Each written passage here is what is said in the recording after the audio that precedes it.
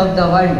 આમાંથી આપેલ કોઈ પણ ઉત્સવો હોય કે પ્રતીકો હોય, વ્રતો હોય કે એકાદશી હોય, સૂત્રો હોય કે મંત્રો હોય, શ્લોકો હોય કે અધ્યાય હોય, પૂજન હોય કે સાધન સામગ્રી, આમાંથી કોઈ પણ હોય એના પાછળ વિજ્ઞાન તો છે જ.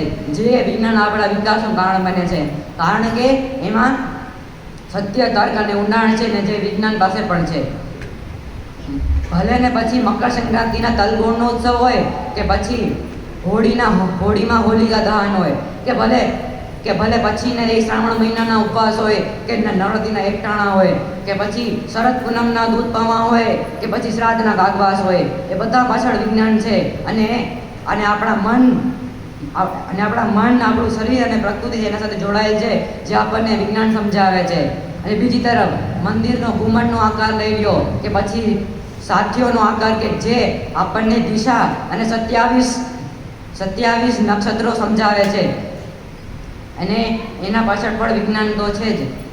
હવે તમે ઓમને સમજો કે ગાયત્રી મંત્રને સમજો, હનુમાન ચાલીસાને કે પછી રામાયણ મહાભારતને સમજો, એ બધાની પાછળ વિજ્ઞાન તો દેખાશે જ. મારી ભારતીય સંસ્કૃતિમાં હવે આપણે ઉદાહરણ લઈએ કે મંદિરનો ઘંટ કે પછી કે તેની આરતી સાંભળશો તો સંગીતનો સાઇન સમજાશે. વૃક્ષ પૂજન, ગૌ પૂજા, નદી, દરિયા, પહાડોનું તમે પૂજન કરશો તો એનામાં પ્રકૃતિને બચાવવાનું તમને સાઇન સમજાશે. મૂર્તિ પૂજા, ધ્યાન, યોગ, એકાગ્રતા કરશો તો એનામાં મન બુદ્ધિનો સાઇન સમજાશે. બધી જ જગ્યાએ વિજ્ઞાન છે. પણ ઘણા લોકો એમ કહે છે કે ભારતીય સંસ્કૃતિમાં અંધશ્રદ્ધા છે, પણ એ અંધશ્રદ્ધા લોકોએ જ ઊભી કરી છે, ઋષિમુનિએ નથી કરી. આપણી જ્ઞાતિમાં લગ્ન કરવા એના પાછળ પણ વિજ્ઞાન જ છે. એ વિજ્ઞાન હમણાં કહ્યું છે, પણ ઋષિ મુનિઓએ હજારો વર્ષ પહેલે કહીને ગયા છે. અનામિકા આંગળીથી તિલક કરવો તો એના કેના માટે? તો એની નસ આપણા હૃદય સુધી પહોંચે છે. તો આવું કોણે સમજાવ્યું? આવું વિજ્ઞાન કોણે સમજાવ્યું? કહેવાય છે કે જ્હોન કેપ્લરે પ્રથમ ગ્રહોની સમજ આપી. તો પછી આ કોણે કીધું? બ્રહ્મા મુરારી ત્રિપુટાકારી ભાનુ શશિશ ભૂમિ સુતો ભુજશ્ચ ગુરુશ્ચ શુક્રશ્ચ શનિશ્ચ રાહુ કેતૌ સર્વગ્રહ શાંતિકર ભવંતુ.